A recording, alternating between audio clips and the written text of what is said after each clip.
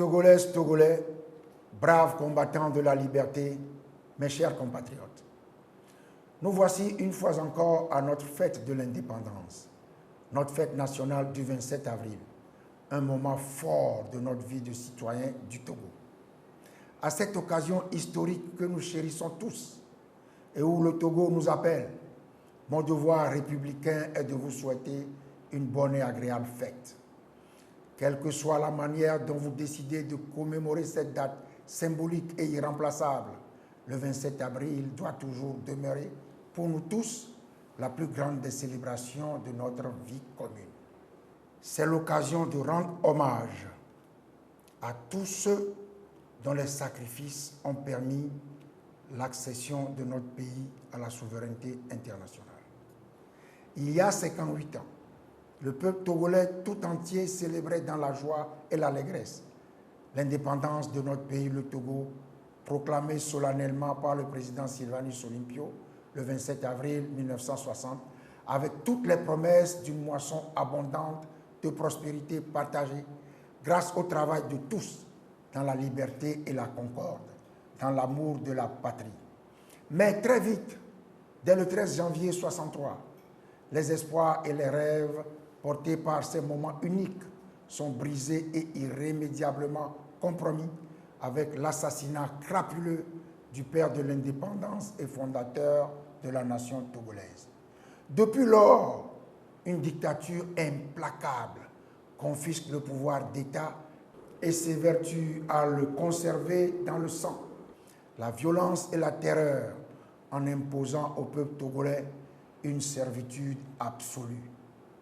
Cette dictature, le RPT UNIR, s'emploie à saper les fondements de notre nation, aux revendications légitimes des filles et fils du pays qui aspirent à la paix, à la justice, à la liberté et à la dignité, au respect des droits de l'homme et des principes de l'état de droit, de la démocratie et de la bonne gouvernance.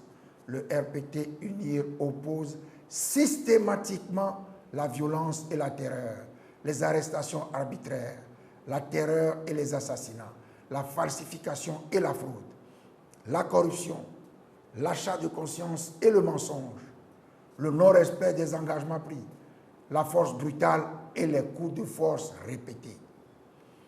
Après plus de 40 ans d'un pouvoir des plus autocratiques et sans partage avec Gnassingbé Père, le RPT UNIR continue aujourd'hui de faire couler le sang des Togolaises et des Togolais pour s'accrocher au pouvoir avec le fils, Faure Gnassingbé, arrivé au pouvoir en 2005 après le massacre de plusieurs centaines de nos concitoyens.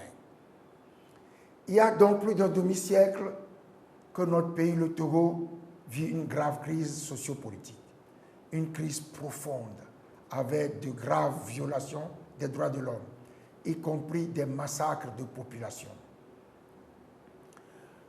Nous pensons avec effroi aux morts de la lagune de Baie, au massacre du Fréau-Jardin, aux tueries planifiées et exécutées par le régime pour couvrir les hold-up électoraux.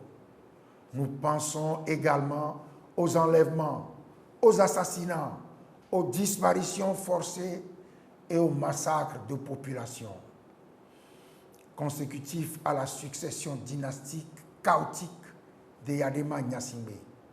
Nous pensons enfin aux tirs à bout portant sur des élèves et étudiants, ainsi que sur des manifestants aux mains nues, notamment à Mango, Dapaon, Bafilo, Sokoré, Lomé.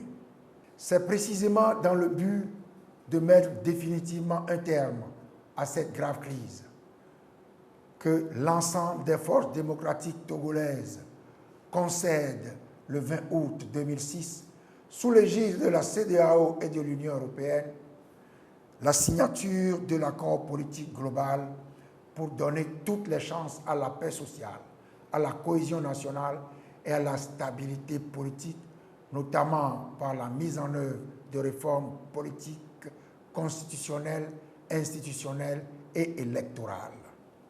12 ans après, les réformes prévues par l'APG demeurent lettre morte, avec pour conséquence la persistance d'un système de dictature pur et dur, soutenu par quelques inconditionnels.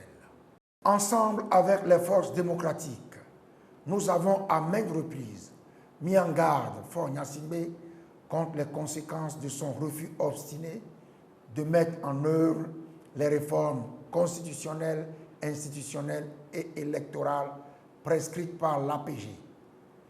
Pour avoir persisté dans son refus, en usant et en abusant de subterfuges dilatoires et haute turpitude, il s'est irrémédiablement disqualifié.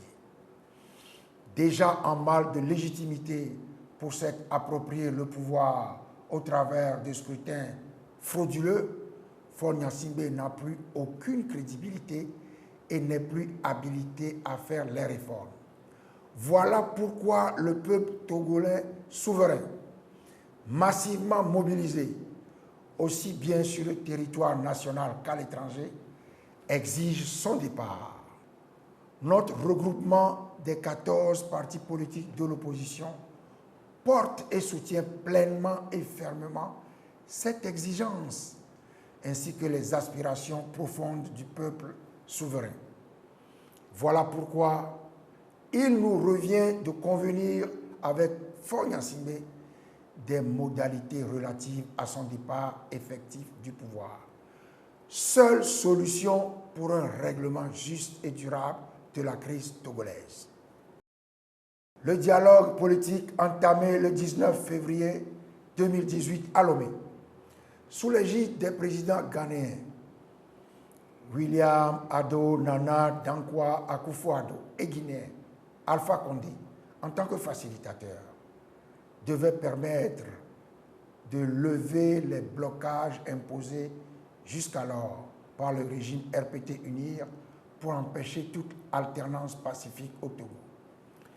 Patiemment, nous avons formulé, précisé et répété les aspirations profondes des populations togolaises à la table de négociation avec le régime autocratique RPT UNIR. À chacune des occasions, nous avons obstinément, résolument fait la démonstration qu'à l'instar de tous les autres pays de la CEDEAO, le Togo doit connaître l'alternance politique. Nous avons donné une grande chance à une solution négociée sous l'égide des facilitateurs mandatés par la CEDEAO. Le résultat, vous le connaissez, c'est la reprise du dilatoire, très caractéristique du régime RPT UNIR, et son refus de s'ouvrir aux valeurs de l'alternance et du changement. Plus grave encore, c'est l'interdiction abusive et arbitraire de toute manifestation publique.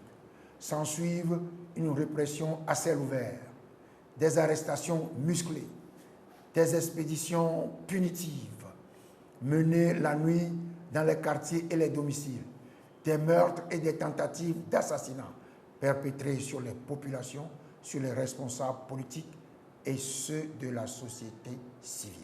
Aujourd'hui, ce n'est plus un secret pour personne que le pouvoir RPT UNIR et Faure Gnassingbé sont les véritables obstacles à la mise en œuvre des réformes politiques et électorales au Togo. Ils le démontrent quotidiennement en créant et en entretenant des situations de dilatoire et d'engagement non tenus, en rajoutant tous les jours aux violations flagrantes des droits de l'homme, au lieu de parachever les mesures d'apaisement. Ils le démontrent quotidiennement en tentant de museler la presse par le harcèlement et les intimidations des journalistes et en entravant les libertés constitutionnelles d'expression et de manifestation des partis politiques, de la société civile et des populations.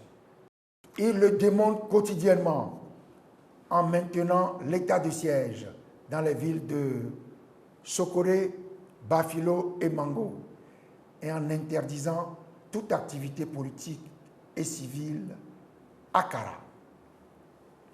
Ils le démontrent en initiant une loi unique portant création des communes.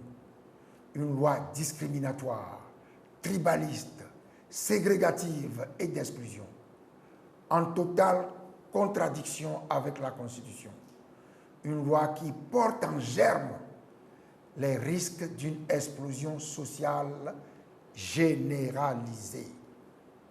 Il le démontre en poursuivant unilatéralement le processus électoral que le gouvernement a pourtant pris l'engagement d'interrompre à la demande du facilitateur. Il le démontre en tentant obstinément d'imposer la candidature de Faure Gnassingbé pour un 4e mandat à la prochaine élection présidentielle.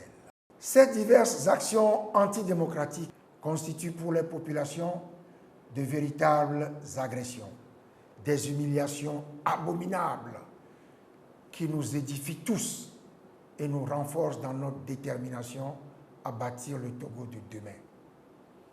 Un Togo qui ne sera plus jamais celui du RPT Unir. Un Togo où plus aucune chaîne despotique n'en servirait les Togolaises et les Togolais. C'est le lieu de rendre un hommage mérité à celles et à ceux d'entre nous qui ont donné leur vie pour que le Togo retrouve sa dignité perdue.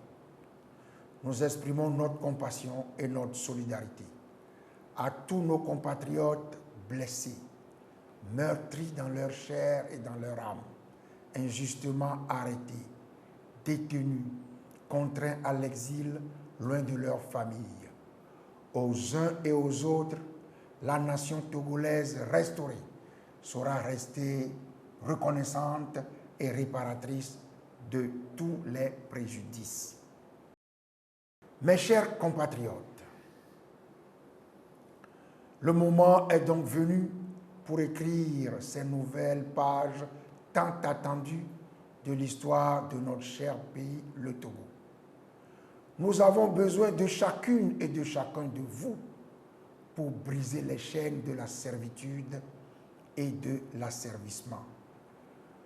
Nous avons besoin de chacune et de chacun de vous pour rebâtir la cité. Voilà pourquoi, ensemble avec vous, ensemble avec toutes les forces vives de la nation, ensemble avec le peuple togolais tout entier, nous sommes debout pour dire non à ce régime RPT Unir. Un régime antipatriotique qui, après avoir tenté en vain de détruire le monument de l'indépendance, de changer l'hymne national, terre de nos aïeux, de changer le drapeau national, la devise et les armoiries nationales, s'entête à gommer les noms de la capitale, Lomé, et des autres villes du pays, nonobstant leur valeur irremplaçable au plan historique et culturel. C'est pour tout cela que nous sommes debout et que nous restons vigilants. Nous sommes debout jusqu'à la victoire finale. Nous sommes debout parce que nous croyons à la démocratie, à l'état de droit et à la bonne gouvernance. Nous restons debout parce que nous tenons à la liberté, à la justice et au respect des droits humains. Nous restons debout parce que nous croyons au développement harmonieux du Togo, à travers le progrès social, la croissance partagée et la solidarité. Nous restons debout parce que nous avons ouvert toutes les voies vers la victoire, la gloire et la dignité du peuple togolais. L'épisode de ce Togo réfractaire à la raison, ce Togo infernal dont les citoyens sont si longtemps martyrs de toutes les abominations, ce Togo-là tire véritablement à sa fin. Vous en faites la démonstration tous les jours par des manifestations citoyennes assidues, tant sur le territoire national, malgré la répression, que dans la diaspora. Vous apportez la preuve que la lutte populaire est invincible. Dans l'unité d'action en cours, toutes les formes de résistance, tous les moyens de résistance doivent continuer à converger vers le résultat final. Mettre fin à toutes les atrocités infligées des décennies durant au peuple togolais par un régime de sanguinaires. Je voudrais ici remercier très vivement les partis politiques membres de CAP 2015 et du groupe des 6, ainsi que le CAR, le PNP et Santé du Peuple, et tous les partis politiques qui soutiennent les revendications des populations togolaises. Je remercie tous nos militants et sympathisants, les organisations de la société civile et les artistes, l'ensemble des forces démocratiques et les populations togolaises, ainsi que la diaspora qui prennent part ou s'associent à nos manifestations. Mes chers compatriotes, la férocité répressive démoniaque que le RPT UNIR oppose à la reprise de nos manifestations pacifiques confirme que ce régime vit ses derniers jours. Le peuple togolais souverain, du territoire national comme de la diaspora, triomphera inéluctablement de cette barbarie insensée. C'est au peuple qu'appartient l'avenir et le Togo sera une démocratie ou ne sera pas. À l'heure où je vous parle, les rafles quotidiennes et la chasse à l'homme se poursuivent à Lomé et ses environs, et dans certaines villes de l'intérieur, où les dirigeants ainsi que des militants et sympathisants de l'opposition activement recherchés sont contraints à la clandestinité. Nous exprimons encore une fois nos condoléances aux familles affligées et nos vœux de prompt rétablissement aux blessés. Nous réitérons notre pleine solidarité avec les personnes encore injustement détenues, les personnes exilées, déplacées ou contraintes à la clandestinité et les personnes dont les biens sont pillés ou détruits par les forces de répression. Nous réitérons notre gratitude à toutes les bonnes volontés, notamment la conférence des évêques du Togo, les ambassadeurs des USA, de France, de la République fédérale d'Allemagne, de l'Union européenne et des Nations unies pour leur contribution à la libération des personnes arbitrairement détenues pendant plus de 5 ans dans la sordide affaire des incendies des marchés de Kara et de Lomé. Nous exigeons la libération immédiate et sans condition de toutes les personnes encore détenues et nous demandons aux autorités togolaises d'arrêter la chasse à l'homme, les intimidations, les menaces et les harcèlements des citoyens dans toutes les villes et les campagnes du pays. De traduire pour une fois devant les tribunaux les auteurs et les commanditaires des violences perpétrées par les milices et les forces armées togolaises contre les populations, afin qu'ils répondent de leurs actes conformément à la loi. De respecter et de faire respecter sur toute l'étendue du territoire national le libre exercice des activités, notamment le droit de manifester publiquement et pacifiquement, garanti par la Constitution et les lois de notre pays, aux partis politiques, aux organisations de la société civile, y compris les syndicats et les étudiants. De lever tous les blocages au bon déroulement et à l'aboutissement satisfaisant du dialogue politique en cours. Vaillant peuple togolais, braves combattants de la liberté, mes chers compatriotes, avec vous, je reconnais que l'enthousiasme de la commémoration de cette fête du 27 avril aurait dû être grandiose et réconciliatrice. Mais pour l'heure, il nous faut reconquérir notre liberté. Que viennent les tyrans, ton cœur soupire vers la liberté, nous enseigne, terre de nos aïeux, ce chant sublime, ce serment solennel des pères de l'indépendance et fondateurs de la nation togolaise, qui traverse les âges jusqu'aux générations futures et qui constitue notre profession de foi à tous.